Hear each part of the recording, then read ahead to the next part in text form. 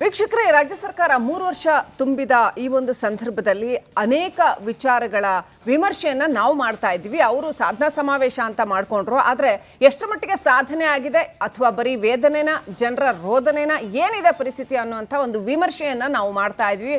ಪ್ರತಿದಿನ ಒಂದೊಂದು ವಿಚಾರವನ್ನ ತಗೊಂಡು ಆ ವಿಮರ್ಶೆ ಮಾಡ್ತಾ ಇದ್ದೀವಿ. ಇವತ್ತು ಗ್ಯಾರಂಟಿ ಸರ್ಕಾರಕ್ಕೆ 3 ವರ್ಷ ತುಂಬಿರುವ ಸಂದರ್ಭದಲ್ಲಿ ಸಾಧನೆ ಏನು, ಇವರ ವೇದನೆ ಏನು, ಪಕ್ಷದಲ್ಲಿ ಕುರ್ಚಿ ಗುದ್ದಾಟ, ಸಚಿವ ಸಂಪುಟದ ಸರ್ಕಸ್ಸೇ ಜೋರಾಗ್ಬಿಟ್ಟಿದೆ.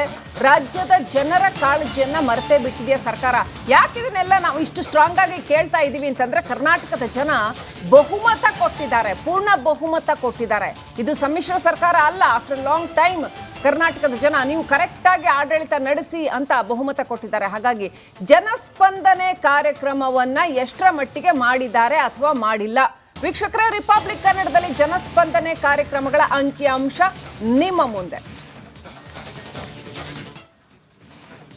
ಜನತಾ ಸೇವೆಯೇ ಜನಾರ್ದನ ಸೇವೆ ಅನ್ನುವಂಥ ಮಾತಿದೆ. ಆದರೆ ಈ ಜನತಾ ಸೇವೆಯಲ್ಲಿ ತೊಡಗಿರುವಂಥ ಸಚಿವರೆಷ್ಟು, ಖುದ್ದು ಸಿಎಂ ಆದಿಯಾಗಿ ಎಷ್ಟು ಬಾರಿ ಜನಸ್ಪಂದನ ಕಾರ್ಯಕ್ರಮಗಳನ್ನು ಮಾಡಿದ್ರು ಅನ್ನುವಂಥ ಪ್ರಶ್ನೆ ಎಲ್ಲವನ್ನು ಕೂಡ ಗಮನಿಸ್ತಾ ಹೋದಂಥ ಸಂದರ್ಭದಲ್ಲಿ ಅತಿ ಅಲ್ಪ, ಅಂದರೆ ಒಂದು 2-3 ಸಂದರ್ಭದಲ್ಲಿ ಸಿಎಂ ಮಾಡಿದ್ದು ಬಿಟ್ಟರೆ, ಅಂಥ ಒಂದಷ್ಟು ವಿಚಾರಗಳು ಸಿಗುತ್ತೆ ಬಿಟ್ಟರೆ, ಅದರ ನಂತರದಲ್ಲಿ ಸಿಎಂ ಆಗಲಿ, DCM ಆಗಲಿ, ಸಚಿವರಾಗಲಿ, ಉಸ್ತುವಾರಿ ಸಚಿವರಾಗಲಿ ಯಾರೂ ಕೂಡ ಈ ಜನಸ್ಪಂದನೆಯ ಬಗ್ಗೆ ತಲೆ ಕೆಡಿಸ್ಕೊಂಡಂತೆ ಕಾಣಿಸ್ತಾ ಇಲ್ಲ. ಯಾರು ಕೂಡ ಜನರ ಸೇವೆ ಬೇಡವೇನೋ ಅನ್ನುವಂತಹ ಮಟ್ಟಿಗೆ ತಲೆ ಕೆಡಿಸ್ಕೊಂಡಂತೆ ಕಾಣಿಸ್ತಾ ಇದೆ. ಕಾಂಗ್ರೆಸ್ನ ಈ ಗ್ಯಾರಂಟಿ ಸರ್ಕಾರಕ್ಕೆ 3 ವರ್ಷಗಳು ತುಂಬುತ್ತಾ ಇದೆ.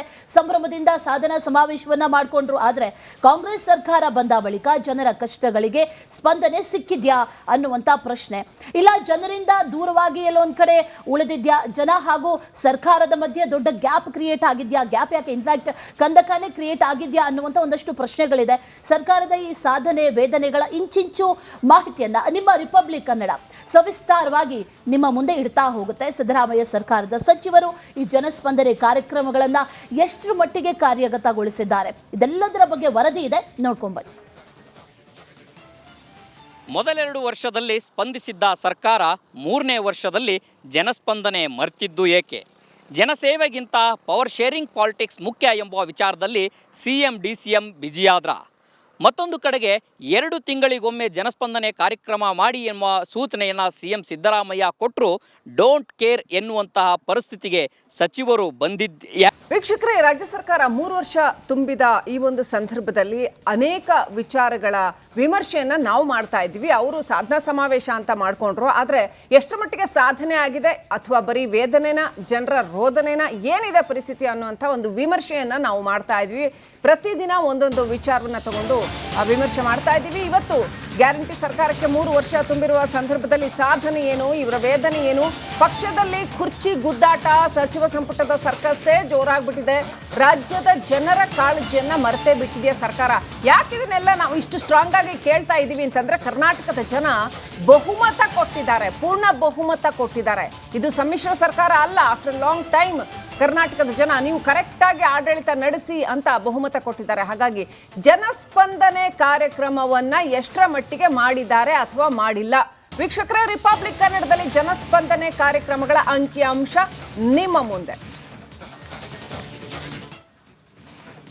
ಜನತಾ ಸೇವೆಯೇ ಜನಾರ್ದನ ಸೇವೆ ಅನ್ನುವಂಥ ಮಾತಿದೆ. ಆದರೆ ಈ ಜನತಾ ಸೇವೆಯಲ್ಲಿ ತೊಡಗಿರುವಂಥ ಸಚಿವರೆಷ್ಟು, ಖುದ್ದು ಸಿಎಂ ಆದಿಯಾಗಿ ಎಷ್ಟು ಬಾರಿ ಜನಸ್ಪಂದನ ಕಾರ್ಯಕ್ರಮಗಳನ್ನು ಮಾಡಿದ್ರು ಅನ್ನುವಂಥ ಪ್ರಶ್ನೆ ಎಲ್ಲವನ್ನು ಕೂಡ ಗಮನಿಸ್ತಾ ಹೋದಂಥ ಸಂದರ್ಭದಲ್ಲಿ ಅತಿ ಅಲ್ಪ, ಅಂದರೆ ಒಂದು 2-3 ಸಂದರ್ಭದಲ್ಲಿ ಸಿಎಂ ಮಾಡಿದ್ದು ಬಿಟ್ಟರೆ, ಅಂಥ ಒಂದಷ್ಟು ವಿಚಾರಗಳು ಸಿಗುತ್ತೆ ಬಿಟ್ಟರೆ, ಅದರ ನಂತರದಲ್ಲಿ ಸಿಎಂ ಆಗಲಿ, DCM ಆಗಲಿ, ಸಚಿವರಾಗಲಿ, ಉಸ್ತುವಾರಿ ಸಚಿವರಾಗಲಿ ಯಾರೂ ಕೂಡ ಈ ಜನಸ್ಪಂದನೆಯ ಬಗ್ಗೆ ತಲೆ ಕೆಡಿಸ್ಕೊಂಡಂತೆ ಕಾಣಿಸ್ತಾ ಇಲ್ಲ. ಯಾರು ಕೂಡ ಜನರ ಸೇವೆ ಬೇಡವೇನೋ ಅನ್ನುವಂತಹ ಮಟ್ಟಿಗೆ ತಲೆ ಕೆಡಿಸ್ಕೊಂಡಂತೆ ಕಾಣಿಸ್ತಾ ಇದೆ. ಕಾಂಗ್ರೆಸ್ನ ಈ ಗ್ಯಾರಂಟಿ ಸರ್ಕಾರಕ್ಕೆ 3 ವರ್ಷಗಳು ತುಂಬುತ್ತಾ ಇದೆ.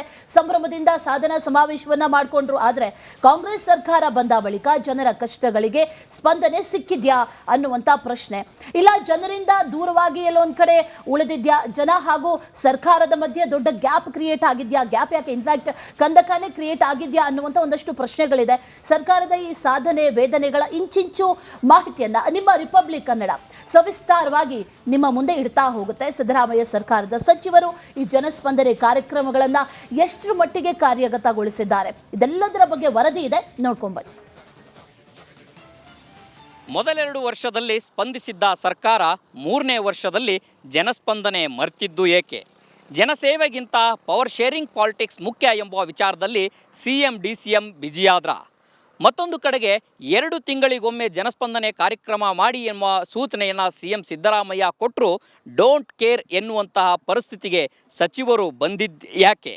ವೀಕ್ಷಕರೇ, ರಾಜ್ಯ ಸರ್ಕಾರ 3 ವರ್ಷ ತುಂಬಿದ ಈ ಒಂದು ಸಂದರ್ಭದಲ್ಲಿ ಅನೇಕ ವಿಚಾರಗಳ ವಿಮರ್ಶೆಯನ್ನ ನಾವು ಮಾಡ್ತಾ ಇದ್ವಿ. ಅವರು ಸಾಧನಾ ಸಮಾವೇಶ ಅಂತ ಮಾಡ್ಕೊಂಡ್ರು. ಆದರೆ ಎಷ್ಟು ಮಟ್ಟಿಗೆ ಸಾಧನೆ ಆಗಿದೆ ಅಥವಾ ಬರೀ ವೇದನೆನ, ಜನರ ರೋದನೆನ, ಏನಿದೆ ಪರಿಸ್ಥಿತಿ ಅನ್ನುವಂಥ ಒಂದು ವಿಮರ್ಶೆಯನ್ನ ನಾವು ಮಾಡ್ತಾ ಇದ್ವಿ. ಪ್ರತಿದಿನ ಒಂದೊಂದು ವಿಚಾರವನ್ನ ತಗೊಂಡು ಆ ವಿಮರ್ಶೆ ಮಾಡ್ತಾ ಇದ್ದೀವಿ. ಇವತ್ತು ಗ್ಯಾರಂಟಿ ಸರ್ಕಾರಕ್ಕೆ 3 ವರ್ಷ ತುಂಬಿರುವ ಸಂದರ್ಭದಲ್ಲಿ ಸಾಧನೆ ಏನು, ಇವರ ವೇದನೆ ಏನು, ಪಕ್ಷದಲ್ಲಿ ಕುರ್ಚಿ ಗುದ್ದಾಟ, ಸಚಿವ ಸಂಪುಟದ ಸರ್ಕಸ್ಸೇ ಜೋರಾಗ್ಬಿಟ್ಟಿದೆ. ರಾಜ್ಯದ ಜನರ ಕಾಳಜಿಯನ್ನ ಮರೆತೇ ಬಿಟ್ಟಿದೆಯಾ ಸರ್ಕಾರ?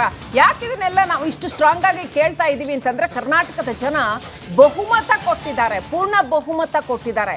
ಇದು ಸಮ್ಮಿಶ್ರ ಸರ್ಕಾರ ಅಲ್ಲ. ಆಫ್ಟರ್ ಲಾಂಗ್ ಟೈಮ್ ಕರ್ನಾಟಕದ ಜನ ನೀವು ಕರೆಕ್ಟಾಗಿ ಆಡಳಿತ ನಡೆಸಿ ಅಂತ ಬಹುಮತ ಕೊಟ್ಟಿದ್ದಾರೆ. ಹಾಗಾಗಿ ಜನಸ್ಪಂದನೆ ಕಾರ್ಯಕ್ರಮವನ್ನ ಎಷ್ಟರ ಮಟ್ಟಿಗೆ ಮಾಡಿದ್ದಾರೆ ಅಥವಾ ಮಾಡಿಲ್ಲ? ವೀಕ್ಷಕರೇ, ರಿಪಬ್ಲಿಕ್ ಕನ್ನಡದಲ್ಲಿ ಜನಸ್ಪಂದನೆ ಕಾರ್ಯಕ್ರಮಗಳ ಅಂಕಿಅಂಶ ನಿಮ್ಮ ಮುಂದೆ.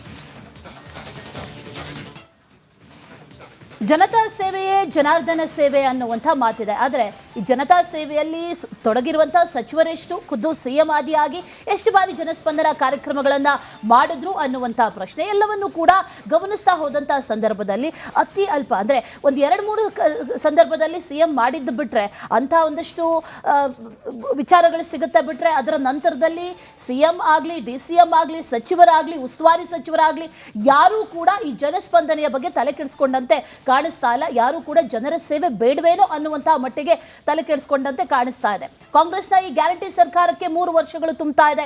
ಸಂಭ್ರಮದಿಂದ ಸಾಧನಾ ಸಮಾವೇಶವನ್ನ ಮಾಡಿಕೊಂಡ್ರು. ಆದರೆ ಕಾಂಗ್ರೆಸ್ ಸರ್ಕಾರ ಬಂದ ಬಳಿಕ ಜನರ ಕಷ್ಟಗಳಿಗೆ ಸ್ಪಂದನೆ ಸಿಕ್ಕಿದ್ಯಾ ಅನ್ನುವಂಥ ಪ್ರಶ್ನೆ, ಇಲ್ಲ ಜನರಿಂದ ದೂರವಾಗಿ ಎಲ್ಲೊಂದ್ ಕಡೆ ಉಳಿದಿದ್ಯಾ, ಜನ ಹಾಗೂ ಸರ್ಕಾರದ ಮಧ್ಯೆ ದೊಡ್ಡ ಗ್ಯಾಪ್ ಕ್ರಿಯೇಟ್ ಆಗಿದ್ಯಾ, ಗ್ಯಾಪ್ ಯಾಕೆ ಇನ್ಫ್ಯಾಕ್ಟ್ ಕಂದಕನೇ ಕ್ರಿಯೇಟ್ ಆಗಿದ್ಯಾ ಅನ್ನುವಂಥ ಒಂದಷ್ಟು ಪ್ರಶ್ನೆಗಳಿದೆ.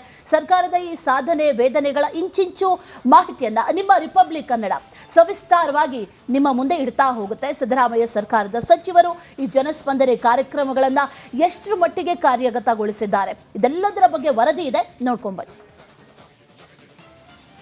ಮೊದಲೆರಡು ವರ್ಷದಲ್ಲಿ ಸ್ಪಂದಿಸಿದ್ದ ಸರ್ಕಾರ ಮೂರನೇ ವರ್ಷದಲ್ಲಿ ಜನಸ್ಪಂದನೆ ಮರ್ತಿದ್ದು ಏಕೆ?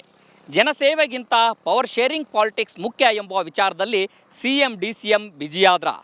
ಮತ್ತೊಂದು ಕಡೆಗೆ 2 ತಿಂಗಳಿಗೊಮ್ಮೆ ಜನಸ್ಪಂದನೆ ಕಾರ್ಯಕ್ರಮ ಮಾಡಿ ಎಂಬ ಸೂಚನೆಯನ್ನು CM ಸಿದ್ದರಾಮಯ್ಯ ಕೊಟ್ಟರು. ಡೋಂಟ್ ಕೇರ್ ಎನ್ನುವಂತಹ ಪರಿಸ್ಥಿತಿಗೆ ಸಚಿವರು ಬಂದಿದ್ದು ಯಾಕೆ?